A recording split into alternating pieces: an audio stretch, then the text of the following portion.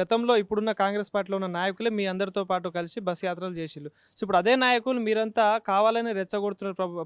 ప్రభుత్వంపై కావాలని రివర్స్ అయితా ఉన్నారు. ప్రతిపక్షాల మాటలు పట్టుకొని ఇదంతా చేస్తున్నారని చెప్పేసి అవే నాయకులు మీ మీద ఆరోపణలు చేస్తా ఉన్నారు. సో, ఏం చెప్తారు వాళ్ళకి? అదే నాయకులు ఆ రోజు మమ్మల్ని రెచ్చగొట్టడానికి రాలేదా? హ్మ్. మా పార్టీ అధికారంలోకి వస్తే మేము 2 లక్షల ఉద్యోగాలు భర్తీ చేస్తాము, కొన్ని నెలలే బుక్కులు పక్కన పెట్టి ఈ పార్టీ కోసం అధికారంలో పనిచేయమని రాలేదా?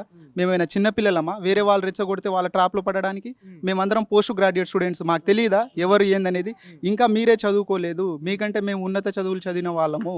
మేము వేరే పార్టీ ట్రాప్లో పడట్లేదు. మా కడుపు కోత, మా ఆవేదన, ఇంకా ఎన్ని సంవత్సరాలు ఇక్కడే చదవాలి, ఇంటికి వెళ్ళలేక, మొహం చూయించలేక, ఈ ఏజ్లో కూడా మా పెళ్ళిళ్ళు ఎప్పుడు అవుతుంది, మా పేరెంట్స్ని మేము ఎప్పుడు ఇంకా చూసుకుంటామనే బాధ, ఉద్యోగ నోటిఫికేషన్లు వేస్తలేరు, ఇంకా మేము ఎప్పుడు సెటిల్ కావాలి, వయోభారంతో హాస్టల్ ఫీజులు కట్టలేక 5 రూపాయల భోజనం చేసుకుంటూ మేము చదువుతున్నాం. వేరే పార్టీ ట్రాప్లో ఎందుకు పడతాం మేము? మీ పార్టీ ట్రాప్లో పడే మేము మోసపోయినాం. ఈరోజు మీ పార్టీ మాకు మోసం చేసింది. ఈరోజు వేరే పార్టీ అధికారంలో ఉన్నా మాకు ఎంతో కొంత న్యాయం జరుగుతుండే.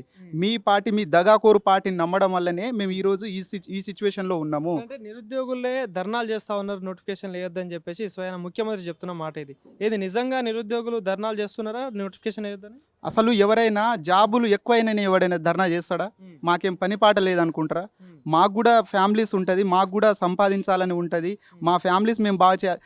ఎక్కడైనా మేము కేవలము మాకు సమయం ఇవ్వండి ఎగ్జామ్ రాయడానికి, మాకు ఇంకా చదువుకోవడానికి మాకు ఒక నెల ప్రిపరేషన్ టైం ఇవ్వండి అని అడిగినాం తప్ప అదే మేమైతే ఎక్కడ ఉద్యోగాలు ఎక్కువైనా అని ఎక్కడ అనలేదు. మీరే ఉద్యోగాలు 16,000 భర్తీ చేశామని మీరే అంటారు. మేమెందుకు ధర్నాలు? మాకేం అవసరము?